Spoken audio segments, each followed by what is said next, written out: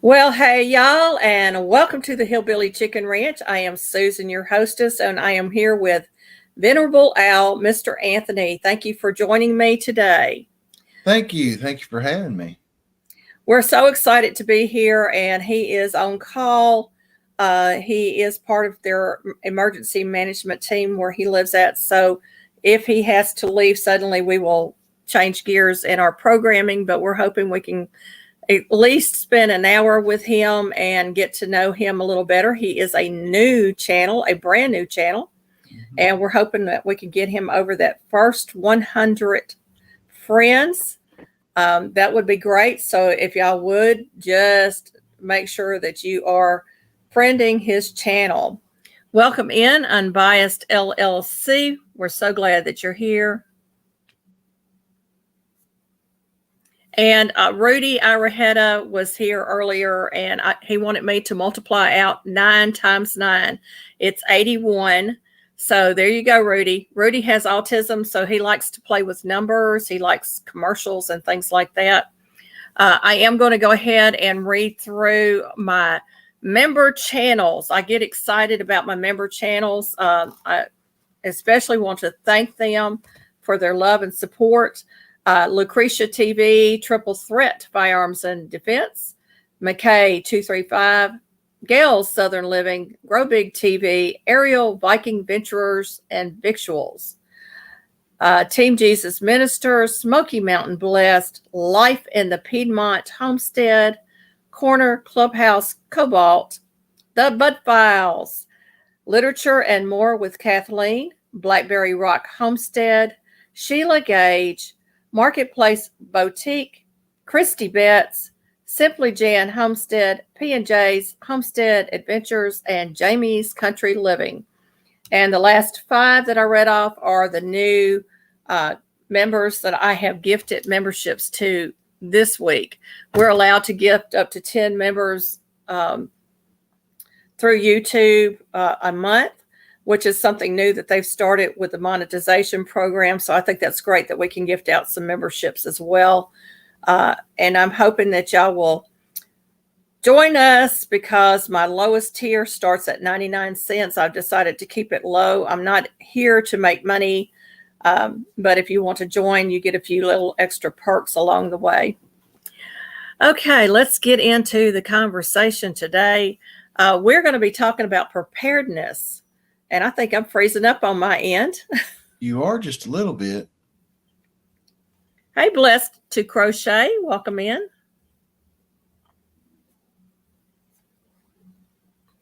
Yeah, I'm freezing up. That's okay. You go ahead and talk. Okay. Well, thank you, Susan. When it comes to preparedness, folks tend to think that they got to get all this gear and this gadgets. But in the all honesty of it, you start with the very basics. Now, we've got some storms coming our direction. Susan and I were talking about this before we started going live. So how about we start with the basics of basics? The National Weather Service, that is an invaluable resource that is absolutely free. Go to weather.gov.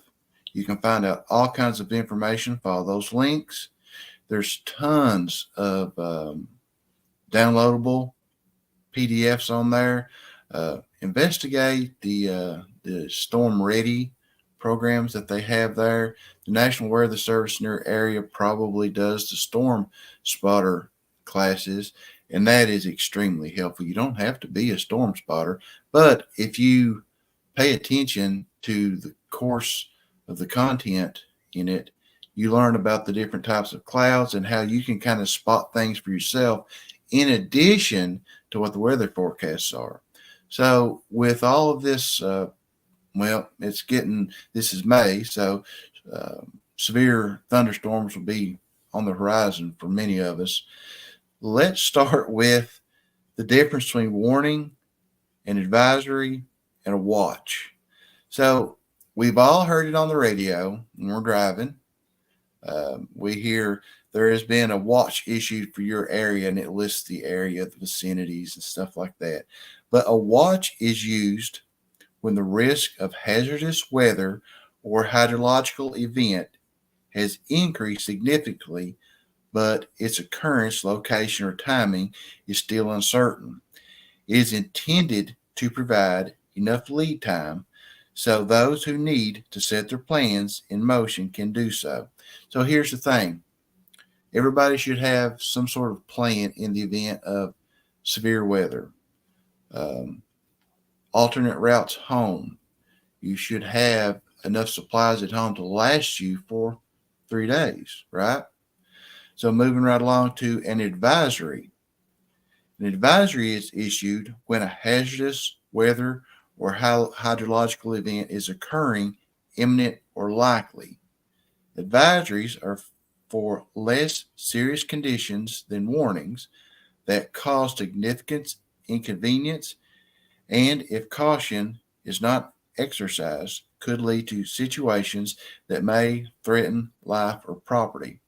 This is the point during the watch you should keep track of outdoor furniture, things that could possibly blow away, cause other damage to not only your property, but to your neighbors or your vehicles, whatever. That's a chance to bring those things in, put them in the shed, put them in the basement, whatever the case may be. And then you have the advisories. Now, the next step is a warning. A warning is issued when hazardous weather or hydrological event is occurring, imminent, or likely. A warning means weather conditions pose a threat to life or property. People in the path of the storm need to take protective action then. So that is a really good starting point with the seasons coming in as they are. The key to preparedness is it doesn't have to be expensive. You do not have to have the $150 bug out bag that you throw on your back. You need to exercise a lot of common sense, utilize the programs and the information that the various government agencies puts out there, folks. It is absolutely free, and it is something that we can all benefit from. We're only as strong as the weakest link. So around here, the neighbors, we all band together during bad events and even in good stuff.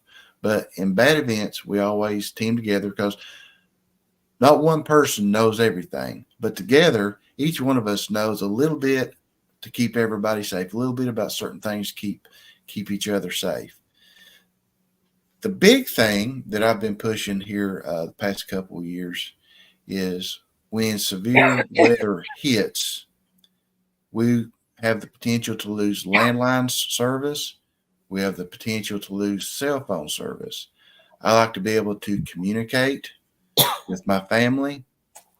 So we went ahead and got the GMRS license.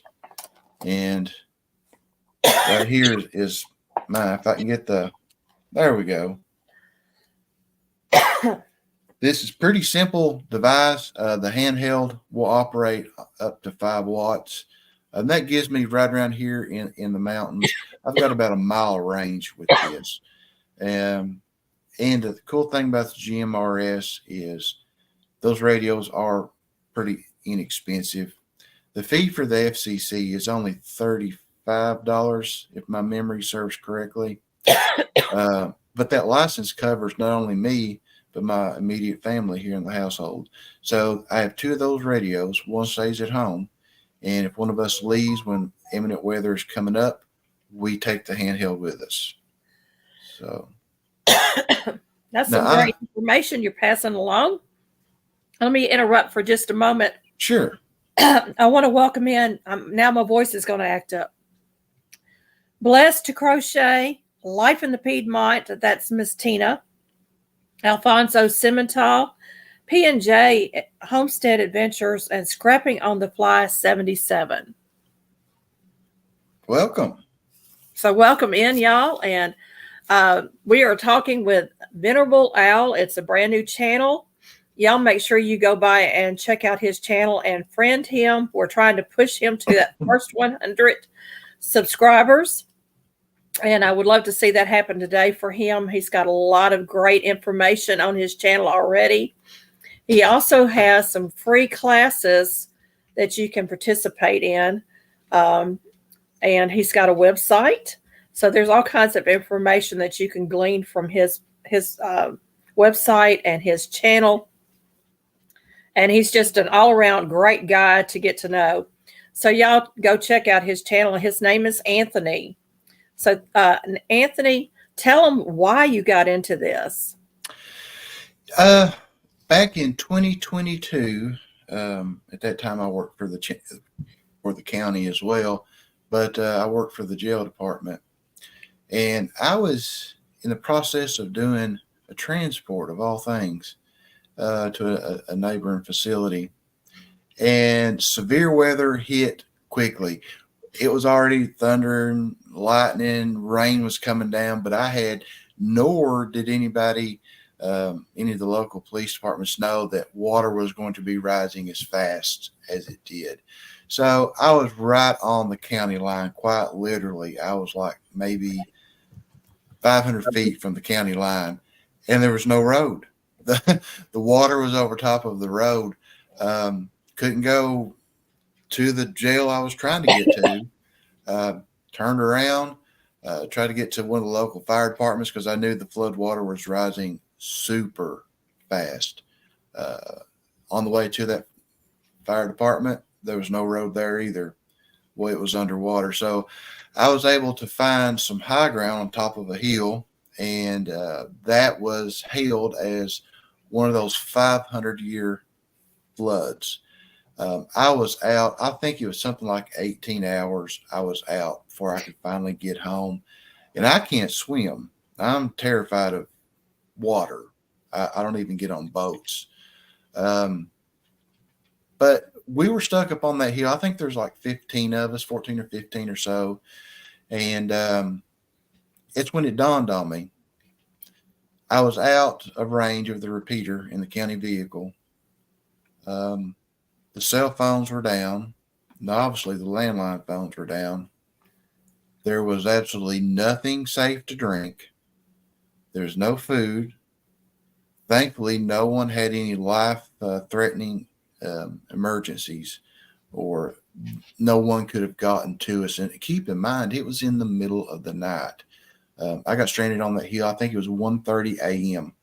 and I didn't leave till 7 o'clock, 7:30 a.m. before the flood water had went down enough that I could see the road. That was one of the major things that got me started on this path that I'm on, is about getting as prepared as humanly possible. Now, I know a lot of people does look at prepping in a condescending tone. It doesn't mean that you have to be all fired up like you're a miniature militia. All preparedness is being ready for as much uncertainty as possible. We don't live in fear. We want to be as prepared as possible to keep ourselves safe and our families. So again, you don't have to spend a small fortune getting prepared. Utilize the free resources. A lot of resources is available through disasterready.org, as well as the NGOs. Now, I tried my best to avoid acronyms. So an NGO is non-government organization. Well, what are those? Those are things like we all know, like the Red Cross. There's all kinds of free information out there that will help us along the way. The bigger thing is to remember, sometimes you'll get preparedness information from places you wouldn't think, such as your local conservation district. Each county in the nation has a conservation district. They have information that can help you control soil erosion for those who do homesteading, farming, or even if you don't do any farming or tending any crops or anything like that. There's information out there that can help you control soil erosion when there is flood issues going on. I'd like to welcome in Tuber Chat Connect and Grow. That's Mr. Kevin. If you haven't connected with Tuber Chat, you need to, because your channel will grow. He has a great live once or twice a week, sometimes 3 times a week, just depending on his schedule. And it's a great time for channels to get together and help each other out. So I think it's a great thing that he does. He also has his own channel. It's called Kevin K. And he does a lot of things. He's from Canada. Welcome in Nancy with Our Treasured Home and Joe with Grow Big TV. We're excited to have y'all in the house today. Alfonso from AS Blind Maid Productions has a question for you. Do you know if the police department are still required to write up reports in the event of severe weather as they were in an accident or criminal complaint? Each location is slightly different. Is he talking about maybe home damage or road, or can I get a little clarification on that? I would assume that it would be, if there was some kind of damage in the area. I know years ago, military, we had to write up a weather report every day, depending on what your position was. Right. But there was always a weather report posted somewhere for the military personnel to see and know exactly what was going to happen weather-wise. I'm going to go out on a limb and use some precautions too. Each jurisdiction is going to be slightly different. I don't know where you live. I can only attest for how things are here. I've never been a police officer, so I don't know what kind of reports that they use. But here where I live, usually the emergency management does a report through, Survey 123 is the program that they use. Anyways, they go out and do a damage assessment, and that will be for roads, homes, businesses, things like that. And again, you may want to contact your local emergency management system director to find out exactly what the protocol is for your area. Yeah. He said he is talking about the damage to property or injury during weather-related incidents. So in most jurisdictions that I know of, now we're in the South, both of us are in the South, they would have some kind of damage report done. You're out in Colorado. I don't know what the Colorado area is, but you could contact your local police department and ask them these questions and ask them what the safety, what you need to be doing in case of inclement weather. Who do you need to contact? And they will be glad to give you that information. Yes, most definitely. I'm sure that each agency has, even if it's an incident report, I'm sure they have something that they encounter that they have to log. The old saying, if it isn't on paper, it didn't happen. So I'm sure every agency has its own mechanism for that. But I would certainly suggest contacting local police department, even the sheriff's office. They should be able to direct you to the proper information, and contact your local emergency management agency. That director or his or her deputy would be able to give you further information on that. That's a really good question. That was a very, very good question. And if y'all have any questions for Anthony on any type of preparedness situation or scenario, please use all caps so that we can see the question. I have turned off that Nightbot feature, so you don't have to worry about being flagged. He's got another question for you.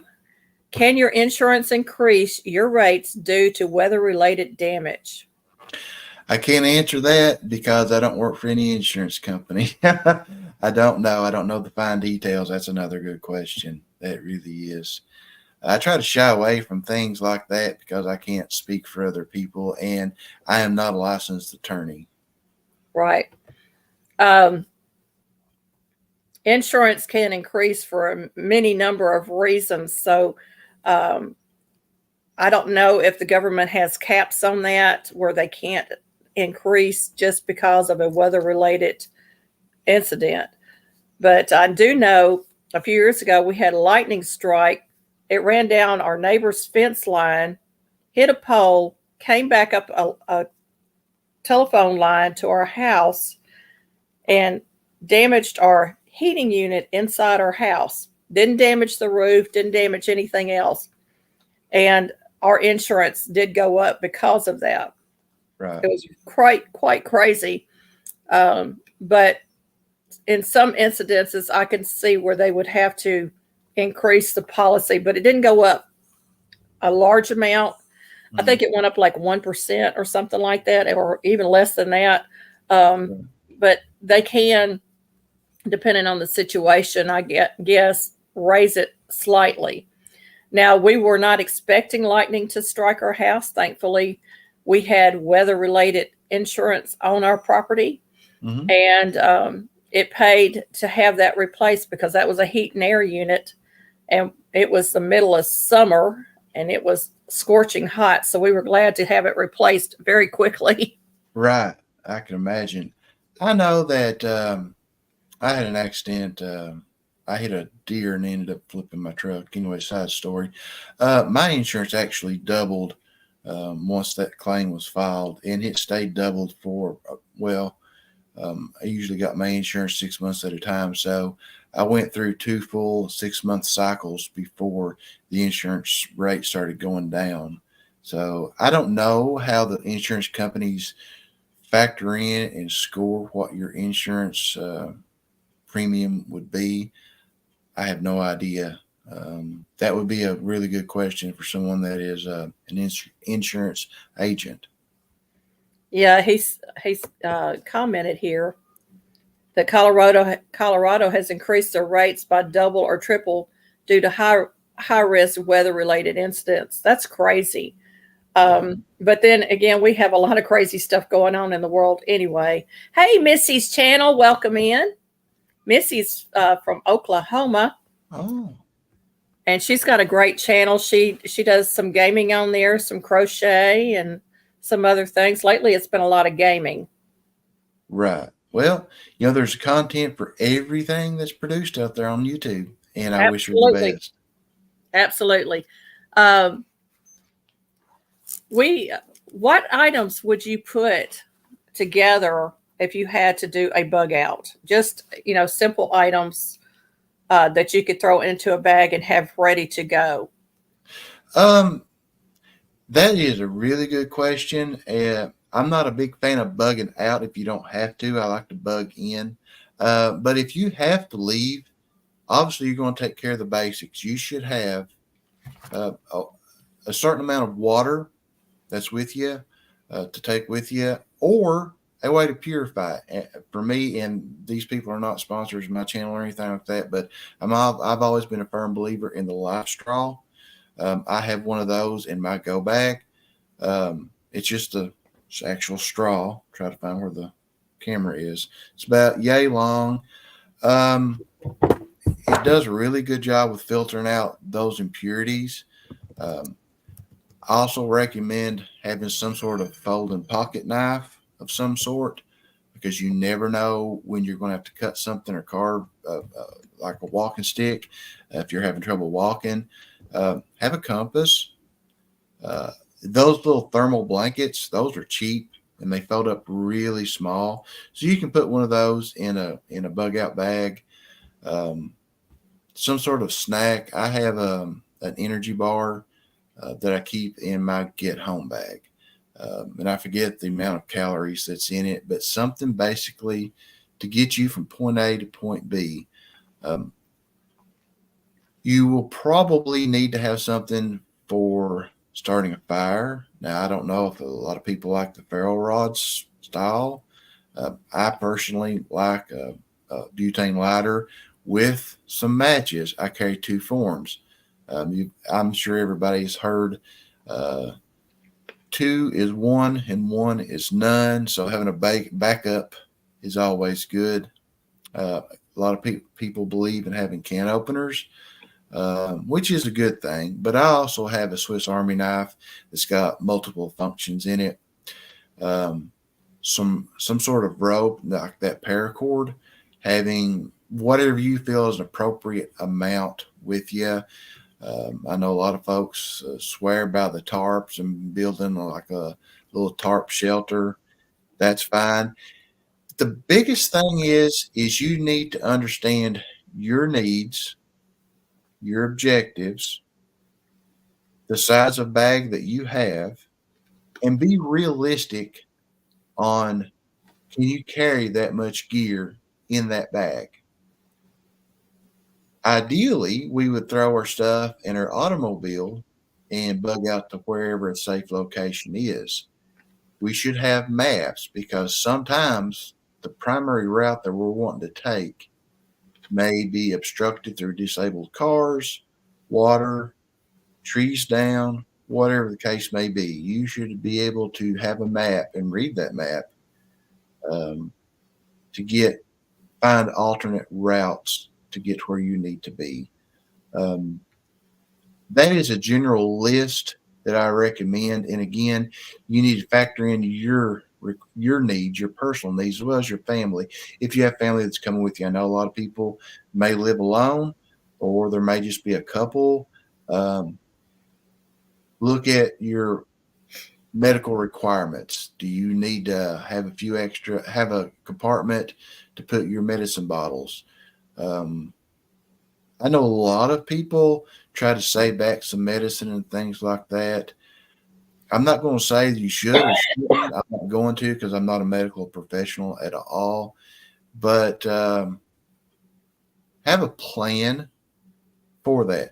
But most importantly, make sure that you have your documentation, because eventually you may have to return home, which I hope you do. But if your home and property is damaged, you need to have copies of your insurance policy, so that way you can file a claim. A flashlight. You always need to have a flashlight with you. Carry a small one. I have one that's little bitty. Find the camera. This is super cheap. This isn't rechargeable, but now in my get home bag, I do have 3 flashlights, and one of those is the crank style flashlight that doesn't depend upon batteries whatsoever. Use common sense whenever you're putting together your bug out bag or get home bag. Ready.gov is a wonderful resource, and it has a checklist of things that they suggest that every citizen have with their bug out bag.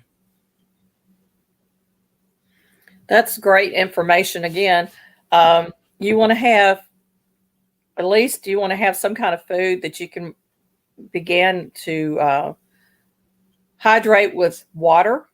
So you want some MRE type meals, whether you make them at home or you buy some MRE meals.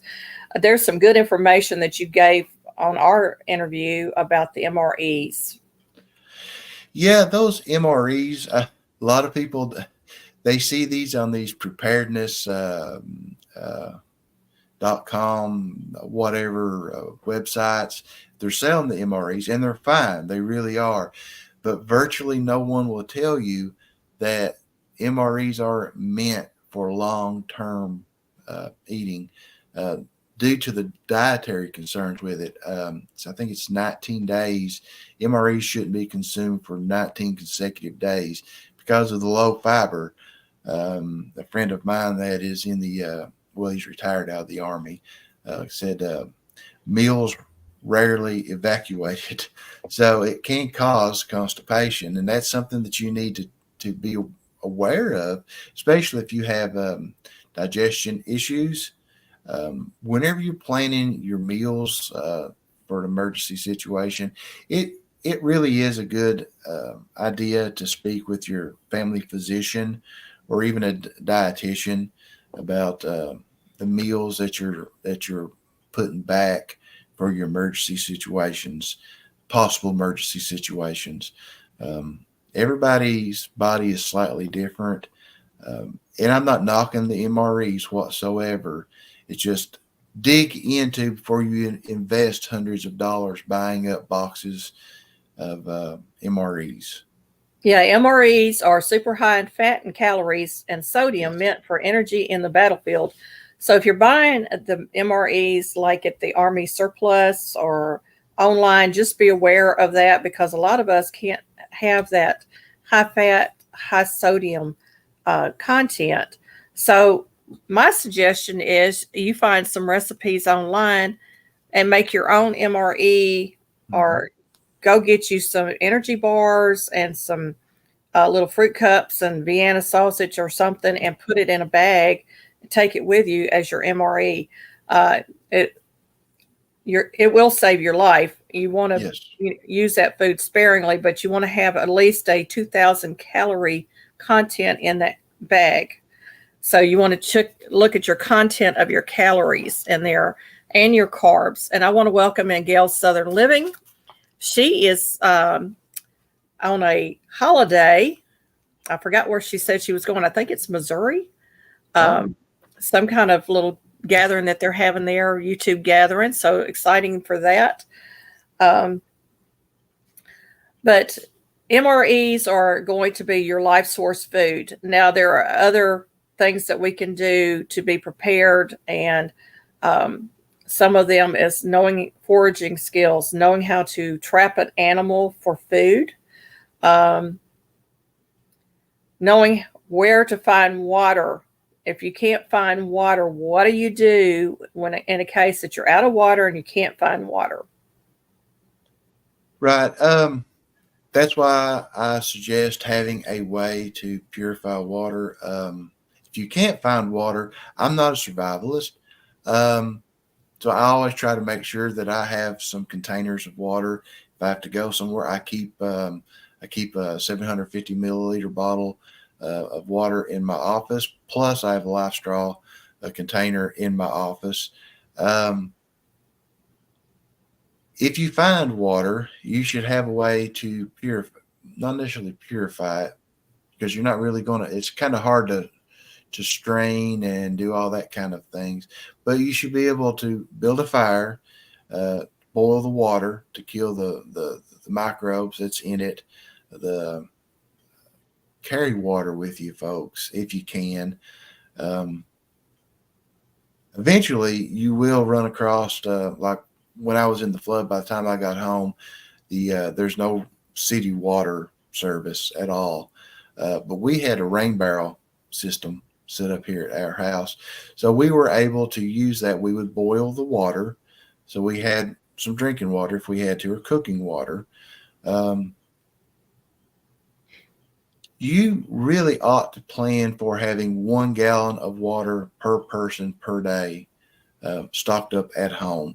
But now you got to keep in mind the cooking needs, the washing up needs, like washing your hands, washing your face. So I've always thought that 1 gallon per person per day is a little bit thin. Um, so we try to have other containers. Uh, the uh, the American Civil Defense Association has a shop in there that has different um, water storage containers that are stackable, and you can carry those. That's what I always urge people to try to do, and carry as much water with you as you can. I know water is heavy. I think water weighs 8 pounds per 1 gallon. So that is a lot of weight that you don't necessarily need to be packing around. And that's really why we need to be conscious of our and be realistic with our own physical fitness. Carrying those bug out bags and all that extra gear, that stuff gets heavy.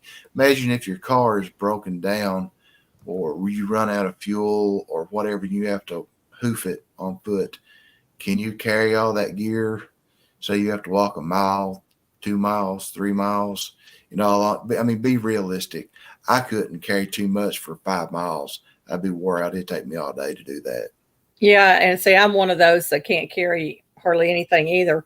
But if you are in a dire situation where you didn't have any source of water around, you can find you a little round stone and put it in your bug out bag or in your pocket, or inside something that you've washed, maybe sterilized in the oven, and you can put that stone in your mouth and your saliva will run, so you'll get water that way.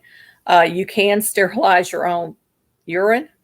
Uh, it's not something I would want to do, but if I was in a dire situation, I would sterilize my urine and I would definitely drink it. Um, there are plants out there you could find find out which plants that you could use for a water source. Cactus is one of them, but there are many, many different plants out there that you could use for a water source as well. Yes. Well, I guess maybe I was thinking of it in the way I was thinking more analytical. Obviously, if there's a stream, yes, but you're going to have to purify that water. You're going to have to boil it or have a system uh, to filter out the impurities and the bacteria and things like that. Lakes, rivers, anything like that. But again, you're going to have to have a way to make sure that stuff is safe to drink, because you don't want to introduce any kind of bacteria or germs into your body that may give you dysentery. That would be horrible to have stomach issues like that when you're far from home or you're trying to get home in an emergency situation. Yeah, just be super, super careful on what you drink and what you eat. Not all things that you're going to be able to forage is safe to drink. You need to go and research the edible plants that's in your area. Every section of the United States has do's and don'ts. A good resource a lot of folks look over is your county extension office. They have oodles of information that's probably right there in the office. If not, they can order it and get it for you, such as when berries come in season, like blackberries, raspberries, that's wild, what they look like, identification guide. Even your public library should have a section on your ecological system where you live in your region of your state, that goes into greater detail as far as the wildlife. Um, as far as some of them may even go as far as how to trap wild game. Fishing is pretty well straightforward depending on what you're wanting to fish for, but those are good hobbies to explore now. And if you go into it as with a hobby mindset, it may become more fun for you, and that will motivate you to try to learn more independently. Utilize those resources. Again, I can't say it enough. Preparedness doesn't have to be expensive. You just got to look and find the resources that are available. And most of these things are virtually free. And documentation, pamphlets, books, a lot of these come in PDFs from government organizations, and they do get dry. I'll caution you with that. They get very dry and long-winded. Print those out, or have the extension office or your conservation office, whatever the case may be, order that stuff for you. Take your notes. Have a journal to keep track of your notes in. And that's something that's good to have in your bug out bag, your journal, as far as your notes goes, because you never know when you're going to have to leave home due to a wildfire or flood or tornado. You need to have that stuff with you and ready to go. Absolutely. You want to make sure you have your important papers with you, things like that. Now, we had a mulberry tree in our backyard, and of course, MLG and W came and lopped it off at the top one year and killed it. But mulberries, if you could find a mulberry tree, I don't think they have much flavor myself, but mulberries would be something that you absolutely could consume as a liquid. But you want to eat when they're ripe. Figs would be another one, but you don't want the white liquid coming out of the end of the fig or the end of the leaves. Although there are some people out there that swear by that. It's not a nice tasting sap, I can tell you that. But there are things out there that can help you with your liquid intake. And we know that water is the source of all life. And that's why I brought that up. If you were in that situation and you had gone maybe 3 days, and the fourth day it's going to be you're going to die situation, how would you get your water? But that's just an extreme example of what we're talking about here. We've got a lot of different areas of preparedness that you can go in, prepping and preparedness. Medical wise, what are some good resources to putting together a medical kit? A basic first aid kit is always a good starter point. A lot of folks want to bring up tourniquets. In all honesty, how many regular folks have had proper instruction about when and when not to use a tourniquet, and why you would need to use a tourniquet? So taking a basic first aid CPR class is good. But now, most first aid kits that you can buy from any of the big box stores, or even make yourself if you want to customize your own first aid kit, you're going to need some bandages, band-aids on various different sizes, little small ones, even the big ones, the big square ones, having some gauze, multiple rows of gauze, the self wrapped around tape, like such as you would put on your wrist. If you sprung your wrist, you'll have to have something kind of bandage that up, keep some pressure on it. Triple antibiotic ointment. That's a good resource to have in your bag, but you need to be able to clean that. So you're going to have some clean water to wash the area off if you have a gash, a cut, whatever the case may be. Now, I do have some triple antibiotic ointments in mine, but I also have quite a few alcohol pads. And I know a lot of folks say, "Oh, that burns," but for whatever reason, to me, if it isn't burning, it isn't working. I agree with you there because we grew up with that mercurochrome and all that good stuff. Right. Mother would come in there. You got to cut. Mercurochrome was the first thing she'd throw on it, and it would burn. Right. Yeah. Any one of the big box stores will get you started with a small first aid kit. It doesn't have to be a huge box that you've got to lug around. Having some tweezers in there would be beneficial. You may be out and you may get a splinter. Splinters are good. Having a tweezer to get that splinter out is always a good thing to do. Think outside of the box as far as what you feel you would need to have in it if you're making your own. And again, take a basic first aid CPR class, because that may not only save your life, but it may save someone else's. Have some exam gloves in there, and don't try to buy those cheap ones that will rip whenever you put them on your hands. Try to look for some, kind of look at the brands that say your doctor has in his or her office.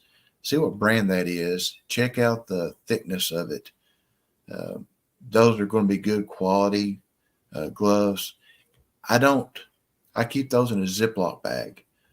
I have about 4 pair that I have in a Ziploc bag, because you never know. And if you're trying to perform first aid on someone, say a bunch of people, say if you got 3 people, you don't want to wear those same gloves when you're helping all 3 people. You're going to want to change those gloves out, because you don't know if person A has, say, hepatitis, person B may not.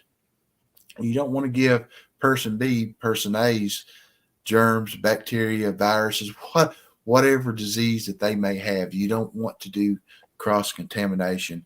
Hand wipes in your first aid kit are good. You want to be able to clean your hands. If you don't have hand wipes, a lot of times the alcohol-based hand sanitizer, you can buy those in little small bottles, or even a big bottle, depending on how big your bug out kit or get home bag is. those are the kind of things that you need to make sure hygiene, your own hygiene, as well as the people you're trying to assist, maintain good hygiene with that. Personal protective equipment is plentiful online now through various websites. I'm sure even Amazon has a bunch of them, but always check the quality rating of that manufacturer. A lot of companies will just churn this stuff out just any which way, and who knows what country it was made in. It may say that it's rated for blah, blah, blah, when in fact it's not. It's probably only good for putting on your hands when you're serving meals in a lunch line. Just be wary of the kinds of stuff that you're putting in your first aid kit. Yeah, Dollar Tree items would be one of them I would be kind of leery of because you don't know where, how they're made or what kind of conditions they're made in. Like the plastic gloves, the rubber gloves.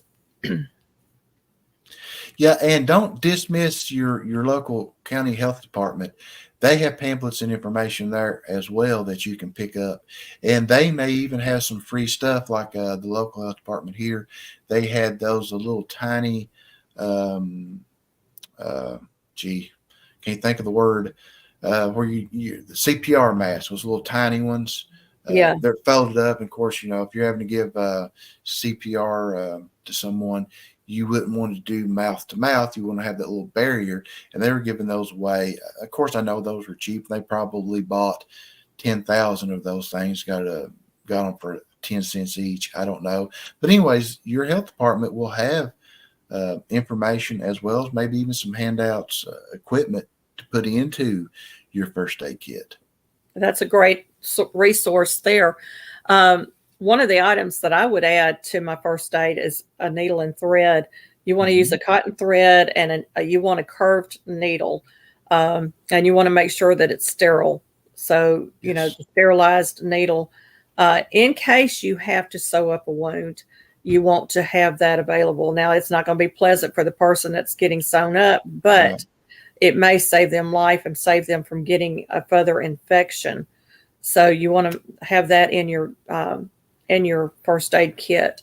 Plus, a needle will come in handy with getting out those splinters. So you want to have something in there that you can use that way. Maybe a razor blade. Because if you get a situation where it's something bigger, or you've got to cut away dead skin or infected skin to save a person's life, you want to have something that you can use. So you want one of those single edge razor blades that can be sterilized. Those are just items I'm thinking up off the top of my head. We've had a great talk so far. We're almost 50 minutes in. Wow. Yeah, we're rolling right along. What other items can you think of that we would want to prep? Not necessarily if we had to bug out or any of those situations, but what other items should we be prepping for our home? Well, you will also need to have some decent shoes, leather shoes with good soles on the bottom, because what if you're trying to get home after the disaster and you have to be on foot? Imagine the debris that you may have to walk through, or even if you're able to drive, you may have to get out and move some debris off the road. They got to think about the metal debris that could be in there, and we cut through basic tennis shoes, some good quality shoes on your feet. You should have some hand protection. You can get those leather gloves at any one of the box stores. I have a pair of Kevlar gloves that stays in one of my kits. I also have some other gloves that are for different reasons, but something that's going to protect your hands, such as if you have to, say, use a shovel all day. You don't necessarily need a pair of leather gloves for that. Some cotton jersey type gloves will be more than adequate. You also need to think about eye protection. I don't usually worry about goggles since I wear glasses, but you probably need to have some goggles of some sort. Consider some sort of safety helmet. You can get those at most of the hardware stores, but you also really want to have um, some sort of head gear, not necessarily like a hard hat, but in general purposes, in emergency situation, you should have access to a hat, one of those boonie hats. I'm not a fan of the boonie hats, but I always try to carry a couple hats around with me. I know I have one in my truck. I have one in our other vehicle. I have one in my office. I have two or three here on the bookshelf at home. You don't want to get out and say it's cold weather. You're going to lose a lot of heat through your head. And I don't know if you guys can see, but I'm losing hair pretty bad. So He's I'm going to taking get after Moses, y'all. so I can get sunburnt pretty easy. So I try to have a hat on top of my head just to keep the sun off. Yeah. If it's raining, you're going to have something. You don't want water running down in your face. If you can have a bill here to try to give some coverage to your glasses, your face, things of that nature. Uh, have a couple pair of change of socks in your get home bag or your bug out bag. Feet care is highly important. Um, Even one of those high vis vests that's reflective, you may need to put one of those on depending on what kind of situation it may or may not be. But those can fold up super tiny small. There's virtually nothing there. They're not going to take up a lot of space. When you need to be seen, you need to be seen. So don't take precautions on things like that. Yeah. Blessed to Crochet said, we often don't remember phone numbers like we used to. If the Yeah. internet goes down and you don't have internet service or cell phone service, backup uh, communica- communication devices. Yeah. uh, let's talk about that. Yeah. Most everybody has a computer in their home, whether it's a laptop or a desktop. And these days, your smartphone can print to your printer at home or even wherever you may be in your office. Pick a certain number of emergency contact phone numbers. And I'm bad for this. I can remember my childhood phone number, but I struggle to remember my own cell phone number. And I've had this cell phone probably 10 years. And I pause and think about what my own cell phone number is. But have a list of the important phone numbers that you need to know.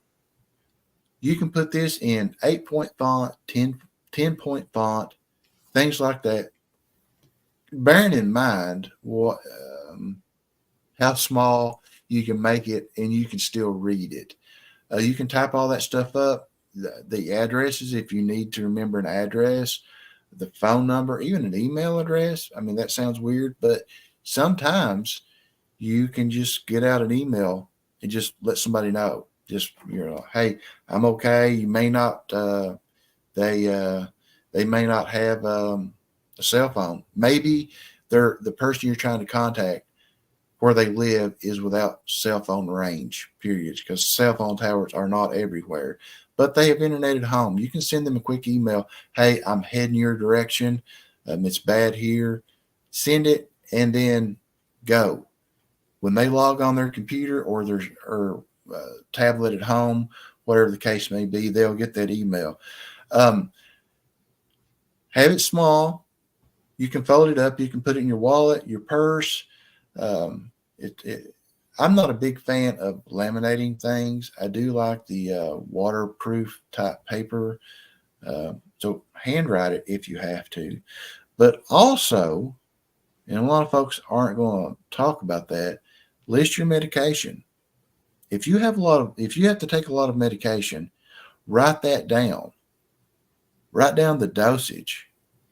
Who is your family doctor? Who is the doctor that prescribed that? Now, I know that's a lot of information, but at the bare minimum, write down the medicine that you take and as well as the dosage on the backside of your emergency contact list. And again, if you have to handwrite it, handwrite it. Try to use that water resilient paper. You can get that. That's fairly cheap. I know years ago that was a high dollar item, but you can buy those little note tablets fairly inexpensive and get those. And while I want to back up just a minute. I wear glasses, as you can see. Thankfully, I don't need bifocals. Well, I do, but I won't do it because I'll just take my glasses off to read and to adjust it. But if you wear glasses, whether they're regular to see to walk or reading glasses, have a spare pair in your get home bag or your bug out bag. Yeah, God forbid that you lose your glasses. Or they break. Glasses break, or they get scratched up, or whatever the case may be. You need to be able to see. Uh, you're no use to anyone if you can't see to help. So, and put those in a fairly sturdy case. You can buy those. They're varying in price, but protect your glasses, whether they're reading glasses or just you need them to walk. Have a backup pair. I have a pair of extra glasses in my truck, and I have a pair of backup glasses in my get home bag. I probably couldn't see no more than 4 feet from my face clearly without these glasses here. So I want to take a moment and welcome in Sister Winnie and Bushcraft family. We are talking with Venerable Al, Mr. Anthony. He is a brand new channel, so y'all get over there and friend him, and let's get him to that 100 mark that he's looking for in friendships. Get his channel off to a great start. He's got a lot of great information over there. And if anybody is interested in joining me on one of my lives, all you have to do is send me an email. My email is just about everywhere on my about page. It's on my just about every video that I put out, so you can find that easily. We're right at I think we're about 3 minutes out from being here for an hour. Can you believe that? wow, time flies when you're having fun. Let's talk about important documents that we should have ready to go. Yeah, you obviously going to need your government issued ID.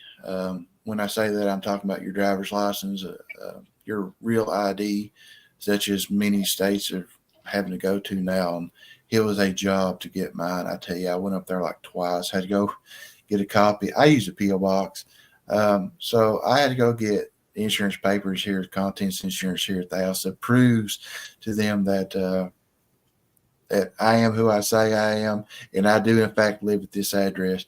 But yeah, identification, and that should be in your wallet, your purse, whatever the case may be. You should have a copy of your homeowner's insurance, rental insurance. You should have copies of your auto insurance. Now, I'm talking about duplicate copies, not necessarily the original wherever you store those, but you need to have an additional form of that kind of information.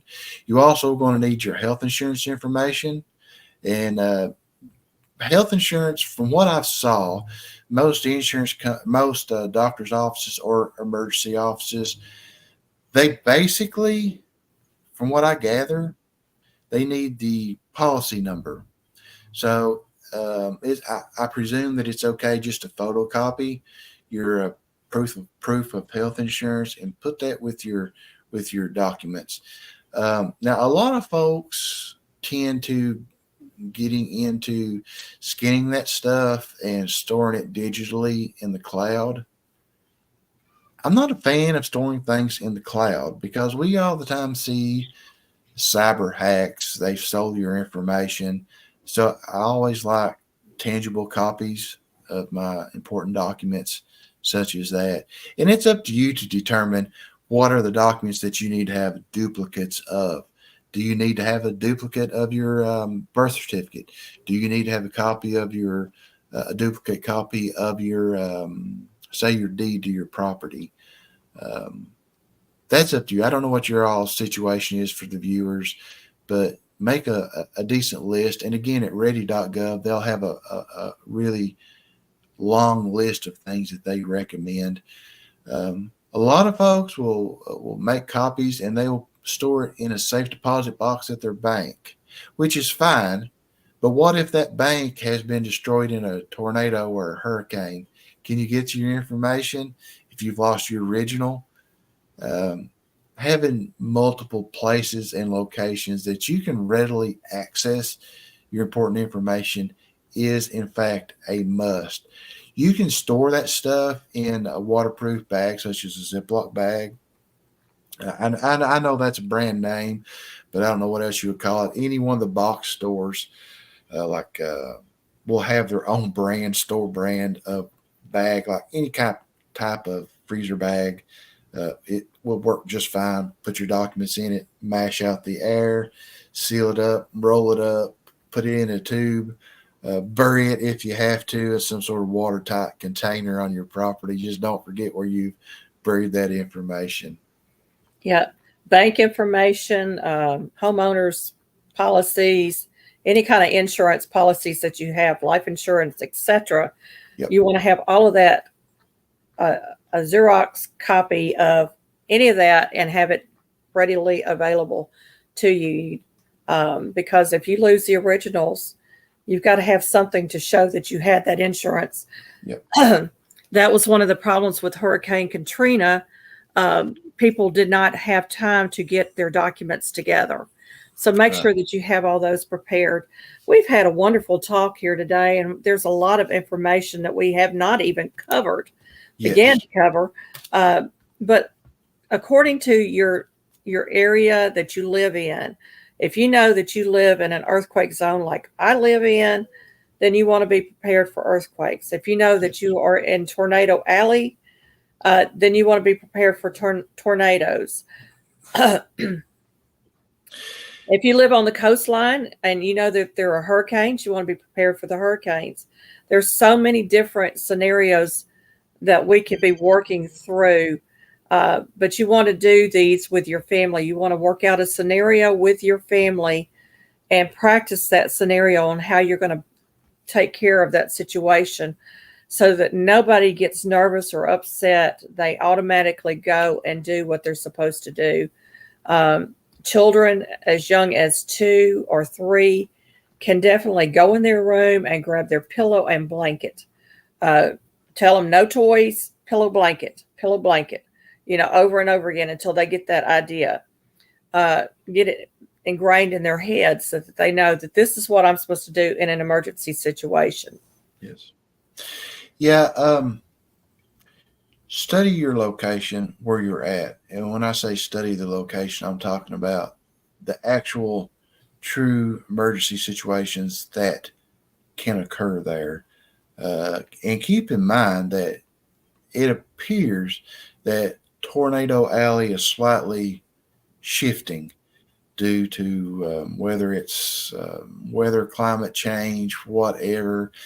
But take a look at the statistics on where you're at, compare those. Tornado Alley may be right there at the cusp of where you live. And I know when Susan and I were talking, when I interviewed her, the New Madrid fault, a lot of people tend to forget about that. That is a major fault line. So don't dismiss like, there's no earthquakes going to happen where I'm at. Well, maybe go to the U.S. Geological Survey, check out those fault lines, have a general plan in case there is a disastrous earthquake where you live. It's not enough that we just have a plan.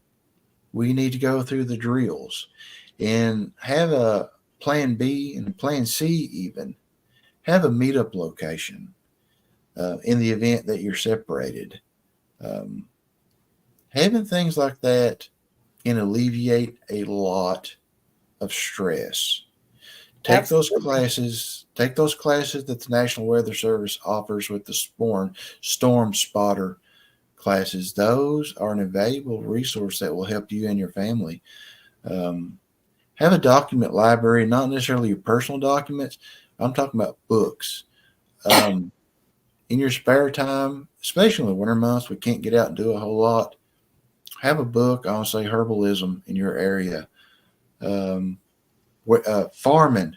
A lot of folks, it's easy to prepare um, um, for backup forms of food. And we should be planting things in, say, a raised bed planter if you don't have adequate space to have a proper garden that you have to plow and till. You can grow tomato plants in a bucket.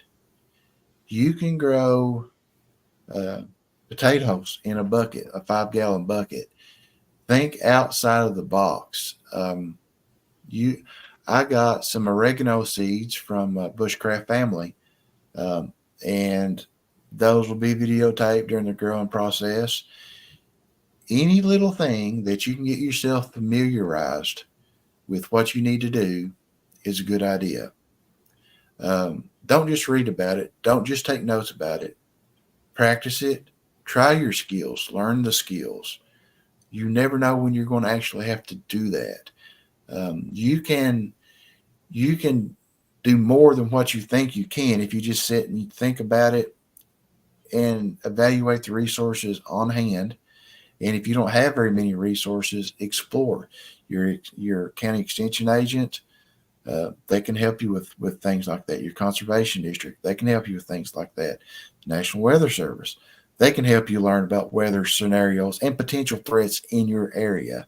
If you live in a coastal area, learn more about storm surges, flash flooding. Flash flooding, everybody needs to know about that. You don't drive through that stuff. Have a plan to go to higher ground if you need to. Where is that higher ground? What is the elevation of that higher ground?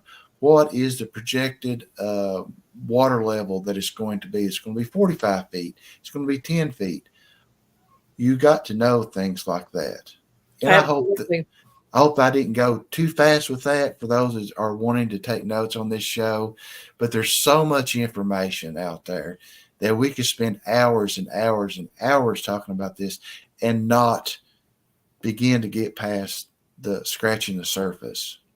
Another area we haven't even touched on, even talked about, is knowing what potential wildlife is out there that is dangerous to our health and well-being. Snakes, coyotes, fox, skunks. Yep. Different animals that can hurt us, and what animals are in our area or vicinity, so that we can be prepared for that as well. Snake bites. That would be Mhm. a very common thing here in West Tennessee, where I'm at, would be snake bites, because we live in a state that protects snakes. I know it's Mhm. crazy, but they do. Um, so, what would you do in a situation where you're been bitten by a snake? Do you know what kind of snake that you were bitten by? Is Right. it a poisonous snake? Let me get her down. She's getting ready to get sick. She's been up here licking on my leg. You okay, baby girl? But things like that, we need to know how we're going to deal with those situations. Yeah, And and get sick. more often than not, your public library in your area should have resources available, that books there and even pamphlets in some situations that will help you identify wildlife, such as the snakes. What are the snakes that's in your area that are poisonous? The telltale signs how to identify those snakes. A lot of times it will show whether it may not be immediately life threatening. Maybe you got 30 minutes to get to medical assistance. How to stop the spread of that venom it's now introduced into your body. Never underestimate the information that's available in your local public library, as Right. well as obtaining books for your own personal library. Uh, Up in East Tennessee, we have bears, and I think they're starting to move in to Middle Tennessee as well. Um, if you encounter a bear, what should you do, or what should you not do, so Right. that you don't get attacked by the bear? Things like that. You need to know how to do these things, and a good resource for that would be talking to um, state park rangers. They can Mhm. give you a lot of information on that. So, I mean, use those resources that are free. Uh, Yes. get those resources into your mind. What are we going to do? Make a plan. Start your plan today if you haven't already. Uh, get a plan in place for different scenarios and work it out with your family. Get the children involved because you'd be surprised. Children have a lot of knowledge that you may not be aware of.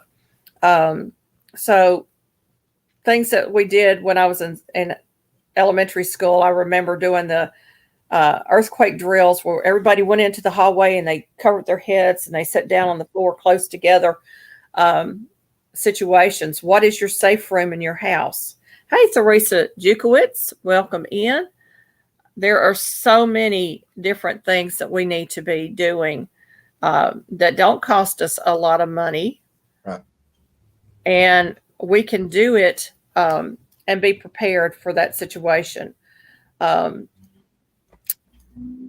food storage, having a secondary food storage that is dry goods would be an emergency prep for you. Things that can last up to 25 years that you don't have to go into. But any other food storage you want to rotate through. So you want to be able to use it. You don't go out and buy foods just because they're on sale or you have coupons for it. If you know your family's not going to eat it, it's going to go to waste. So right. Buy things that you know that your family is going to use and eat.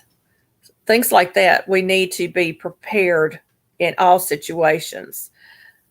I think this has been a great, great opportunity to glean some information from. We got a couple of cool questions along the way. I'm happy about that. Can you think of anything else that we've not covered? Going back to the food prepping, I'm not a doctor, but I've always heard my great grandmother was born in 1906. She would always talk about, you make sure you get us some of that local honey because that's good for allergies. And honey lasts indefinitely. That is good. I'm thinking about, I used to put fresh honey on a hot biscuit in the morning. Mm-hmm. That is good stuff. And again, honey lasts forever. That's always good to have a few quarts of that, of local honey. And I'm not dissing store-bought honey at all. But if you buy from your local producers, such as honey, green beans, things like that, it's grown local. Not only is it helping your local farmer at, say, a farmer's market, but you know that man, his livelihood is on his small farm. Give him some business. You're getting some good food. You can bring it home, such as the case of green beans. You can bring that home. You can break and string those. You can wash them. You can put them in freezer bags. You can store those for later use.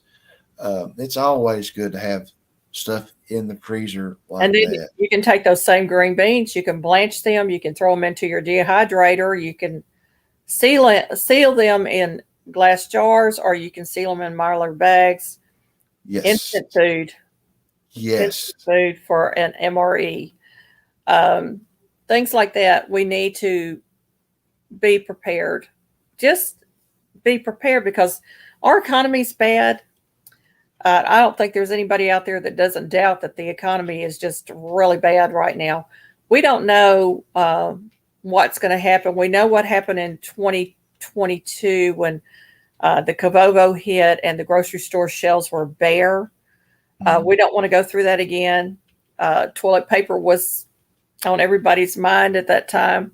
But make sure that you have a well-stocked pantry. We used to stock it for 3 months. Mm-hmm. Then we were stocking it for 6 months. And then we were stocking it for a year. I'm telling you to be stocked for at least 2 years out. But you got to start somewhere. Make a budget. Make a budget. If you have $10 a week to spare, take that $10 and put it towards your prepper items. Welcome in Jeremy and Cheryl Cruz Adventures. Y'all are new here. So glad that you're here. Yeah. Welcome in. We're talking with Venerable Al at Mr. Anthony. And if you would go over there and check out his channel, the links are being dropped by Nightbot, and you can connect with him. He's got lots and lots of great prepping information for you. And I'm glad that all these people are chiming in. And again, if anybody has any questions, I don't have all the answers, but surely together we can find the answers. Right. I am writing down names, y'all. I do this every week. I go back and I give back to everybody that comes through my lives a little bit of watch time. It's not big, but it's something towards your channel, because I do appreciate you so, so much for being a part of our lives. So even my newbies like Jeremy and Cheryl Cruz Adventures will get 3 to 5 minutes of watch time. They will get a meaningful comment, meaning more than one sentence comment. I will hit the bells and whistles, and I will try to also add their channel. Once I go through the new channel approach, I also will add them to my watch later list so that I at least watch 2 of your videos. I usually wait 3 to 5 days before I go do my new channel videos, though, because I want to give YouTube time to say, well, they're not just exchanging each other's channel, because YouTube frowns on that. So I had to plug that in there because we have a new person in the house. That's why we drop the word hillbilly in my chats, so everybody here can connect and grow. We want to connect and grow together. We're coming up. We're almost there. We got 14 minutes left. Oh, yeah, we're getting there. So we've pretty much talked about everything I can think of. What are your thoughts on some of this? I'll just reiterate what we started with at the beginning. Preparedness doesn't have to be expensive. Start with the basics, learn the basics, take notes, gather in books that you can read in your spare time. Have a notebook or even 2 or 3 notebooks to write down pertinent information that you know for a fact that you're going to have to reference later. Look for the free training information, ready.gov, the National Weather Service, weather.gov. Don't forget about the CDC. They have a lot of information. I know this bird flu thing is starting to make its rounds, and I've noticed that there's been a lot of news coverage over that and some YouTube videos about that that's been popping up. Preparedness isn't about living in fear. It's being prepared to mitigate the damage or even the stress that you may find yourself in whether it's a natural disaster or a man-made disaster. Consider joining a local community emergency response team. They will provide you with information, manuals that will help you. You can add that to your library. You can help your friends and your neighbors. You don't have to necessarily participate. You can take the training online at the FEMA website, the National ICS training, ICS, Incident Command System training. I have to say it before I can remember it. Learn about what the National Incident Management System is. If you join the community response, you'll get that training. Your local volunteer fire departments, they offer free training. It's always good to get involved with your community things that's going on. Never underestimate the power of the information that is in your public library. No. If you are looking for a specific book and the librarian don't have a book on that, most every public library has some sort of mechanism that you in place that you can request a certain type of book. Or even if you can find the book, the very specific book that you're wanting, write down that ISBN number, International Standard Book number on the back. Give that librarian that book number. Most likely, they can order that book and have it to you at their library within 2-week time frame. If you like that book that you checked out from the library, go ahead and order it, because you could probably add that to your personal library. Don't forget to check out your county health department. They have great information there. Your county extension office, whether you wanted to get into learning about the forageable plants in your area, if you wanted to try to raise your own crops, or even if it's livestock related, they've got information on livestock, animal husbandry. Learn about that kind of information. It's not about the gadgets. Preparedness is not necessarily about the gadgets. And I know people, for whatever reason, they enjoy that so much, and to each their own. But basic preparedness is more about bells and whistles. It's more about than just getting that backpack and filling it full of all this gear that you probably have not had adequate time to learn about how to use properly. So get the basics in. Right. So that's a lot of great information. Again, we're learning so much from you. Even I'm learning from you, because there are things that I have not done that I need to be doing. But get involved in these areas, because, your community is where you live. So you want to be involved in these community things, so that when a natural disaster or a man-made disaster hits, you know what to do. You are a part of the system that will help you and help your neighbor. And I was going to bring up, when I was younger and I lived in upstate New York, we had blizzards. And I lived in a apartment complex that had 3 stories, and the top 2 stories was one apartment. And underneath us was all elderly people in little single bedroom apartments. And literally, you could not get to their doors or windows. It was snowed in. So always check on your elderly neighbors in a disaster, because you don't know the situation that they're in. Hey, Jamie, welcome in. Get your name on my list, Miss Jamie. So you want to be able to check on your neighbors and make sure that they're okay. Yes. You may be their only lifeline.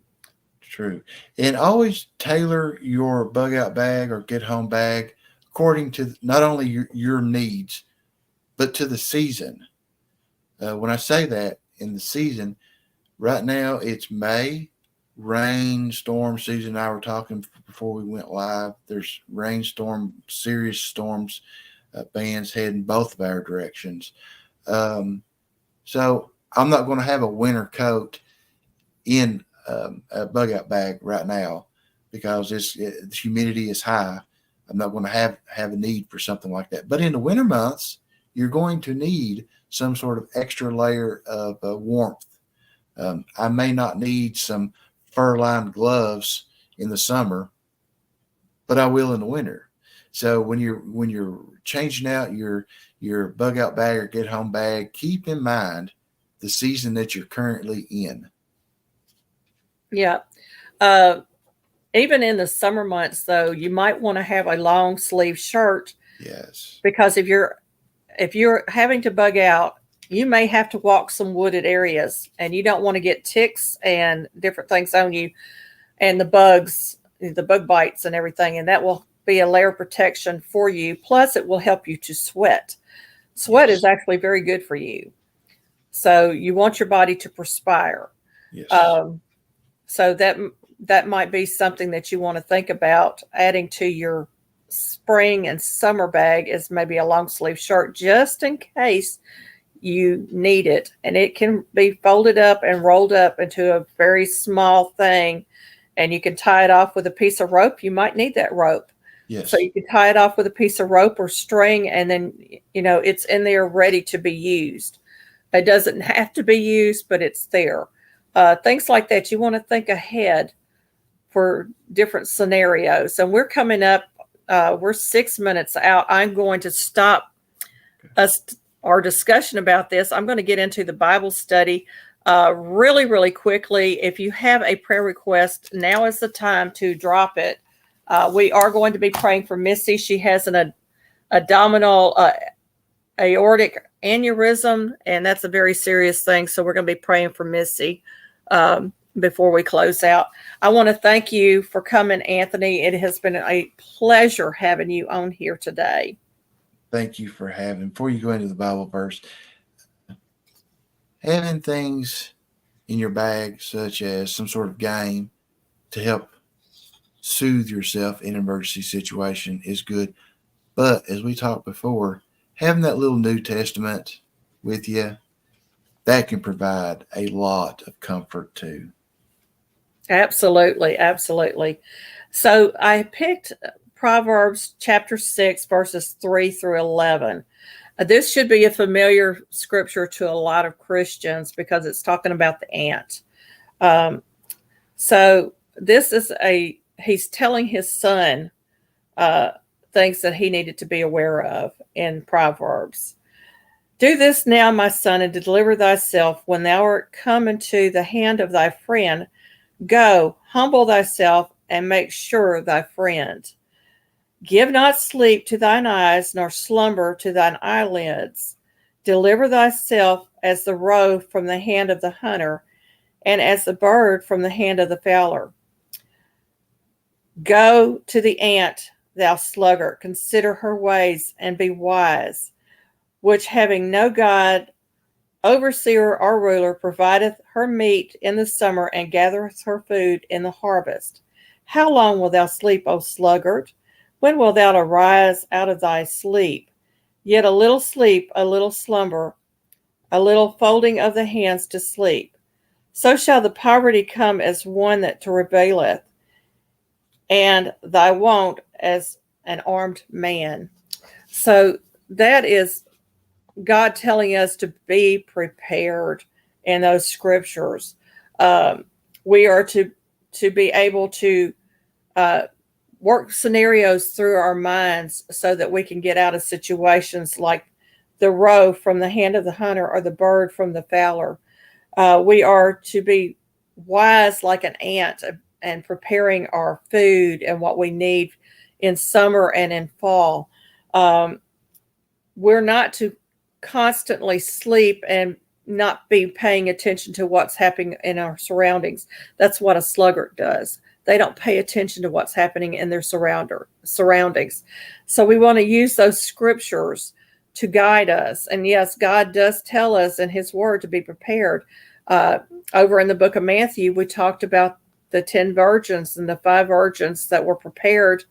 They had their wicks trimmed and their oil lamps ready for when the bridegroom came. But yet there were 5 that did not, and they were left out of the bridal chamber or the bridegroom chamber. So we want to make sure that we are always, always prepared. Welcome in, quiet listener. Let me get your name on my list. And I will be checking to see if I have any more. Let me write that down. One of the things you have to be prepared for is when your ink pens want to run out of ink. I always keep 3 of them with me. We have been talking to Venerable Owl. I'm going to drop his link one more time for those that are coming in. He has a great channel on all kinds of prepping information, being prepared. Come on, where's my link at? Well, I thought I was going to drop the link. Maybe it's on my phone. Technology is great when it cooperates with us. Yeah, it's me. I have it over on the other side. But being prepared, y'all, just be prepared for every situation. I'm going to allow him to kind of give a summary of everything that we've talked about, and then we will close this out with prayer. Sometimes we need to be our own first responder. We have to be the help until the help from outside assistance arrives. Take in consideration your needs and get the proper training that you would require to achieve good preparedness for yourself and your family and loved ones. Absolutely. That is a great way to close this out. We are going to be praying for Missy. She has an abdominal aortic aneurysm, and that's very, very serious. So she's had some health issues over the years, and I love Missy to death. She's like my sister. Um, or when we can figure it out. Thank you for coming in, Victoria. I appreciate you being here.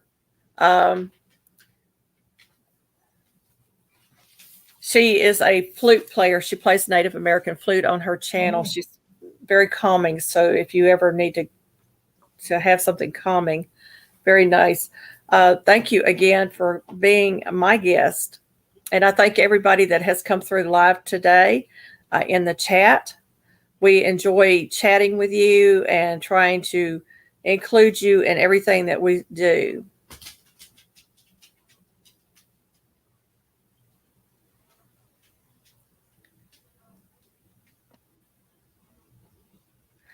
Okay. Dear Heavenly Father, we thank you for this day. We thank you for all the information that has been gleaned here today that we can use for our benefit, not only for us, but for our families and for our neighbors, Father, that we can be able to be fully prepared for situations, not always prepared completely, but fully as to the extent of what we can do. Father, we thank you for Anthony and for his channel, Father, and we ask your blessings upon him. We ask for blessings upon each and every person that has come through the live today. Father, we ask you specifically for a healing touch on Missy's body with this abdominal aortic aneurysm, that she will be fully healed, Father. And Father, we just give you the rest of the day to you and the rest of the week to you. In Jesus' mighty name, amen. Thank you, my friends, for coming. Thank you. And y'all be fully, fully blessed. I got Roscoe up here.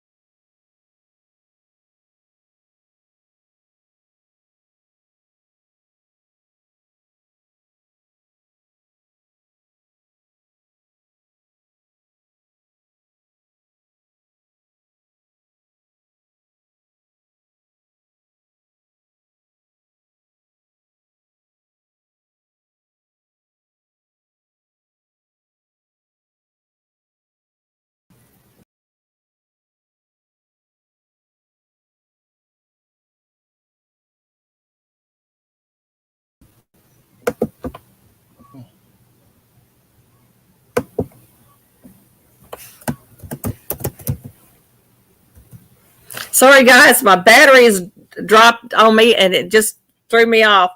Thank you so much for coming in, and may you be fully blessed, everybody. Y'all have a wonderful week. Take care, y'all.